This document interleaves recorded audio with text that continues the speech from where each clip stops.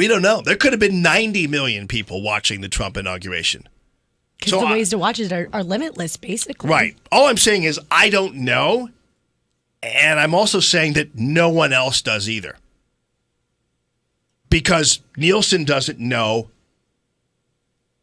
They know based on ABC, CBS, NBC, Univision, CNBC, CNN, Fox, those kinds of things. But people don't get their news from those folks the way they did 10 years ago, or even when President Obama was first elected. So, again, it's but they use it to hammer. They use it these metrics to hammer the inauguration and actually try to downplay and delegitimize Trump's inauguration or whatever. And they're leaving out a significant portion of people who were consuming that inauguration through a variety of platforms that aren't accounted for. Much like the pollsters. They went in areas and did polls, but didn't account for a lot of other people because of their polling systems. The only people that actually had an accurate one was the LA Times tracking poll, and you know what they said? Trump was going to win. Now, he is known only as the Falconer. Ray Falcon.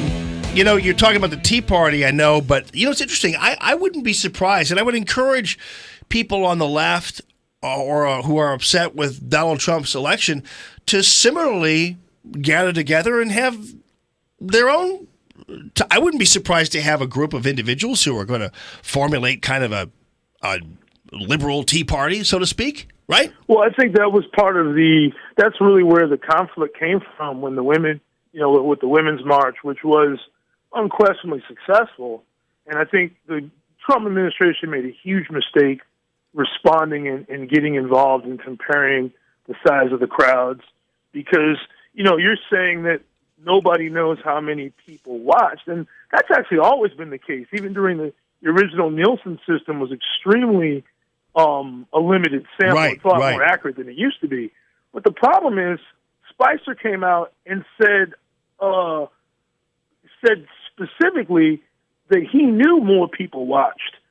So that's the problem they're getting into. I mean, I don't trust the media often. I think the media lied about Sanders. This system wasn't rigged against Sanders. He was getting more delegates than his share of the vote. So they lie all the time. But that's not the point. You can't do that kind of thing from the perspective of being a White House press secretary system and not end up getting blazed. There's no way around that. Yeah. I cannot trust the media and not trust him, too. It is interesting, though. Well, the media is untrustworthy, so therefore, when you put out facts that are observably false or you can't verify yourself, you're not in question, too. I don't trust the media or I don't trust the government. Well, it's interesting, though, too, how little any of it matters, whether how many people watched, how many people attended. It really doesn't matter. Have gotten involved in that. Yeah, exactly. I mean, but the reality is you don't even need to go there. The reality is that President Trump is an inhabitant of the White House today, and that's pretty much the story. Right, which is the story that, which would have been a more judicious story because, you're right. He didn't have the numbers. We don't know exactly how much. And actually, I don't know that many people that were discussing it. But I think that's kind of my problem. I don't like the economic progressive movement. I felt like the Tea Party evolved into something that was disingenuous.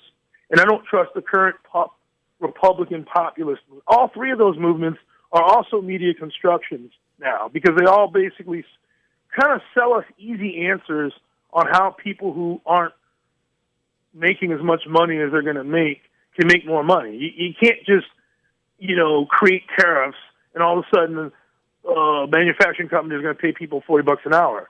Too many easy button answers, I feel like, from Trump. And I think Hillary Clinton adopted Bernie Sanders' easy button answers, and the media sold those answers on both parts as being a little bit more, effective than they might be. That's my opinion. Yeah, well, very interesting.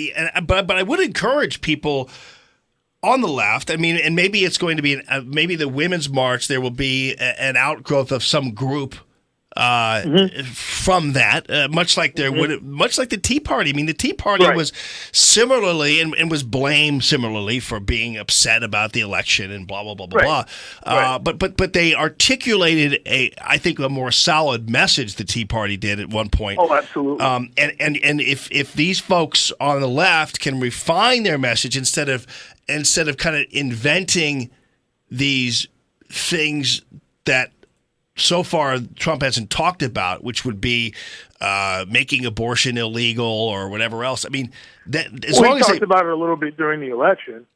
Yeah, but there's no indication at all that when he was asked. But there's no indication at all. I mean, he had so little interest in the social issues, which is why I think a lot of people were very Cruz. Yeah, we're very moved towards him because they were just so tired of the whole social issue obsession. So that'll be interesting to see. All right, Jay, thegrayfalcons.webs.com. Appreciate you, buddy.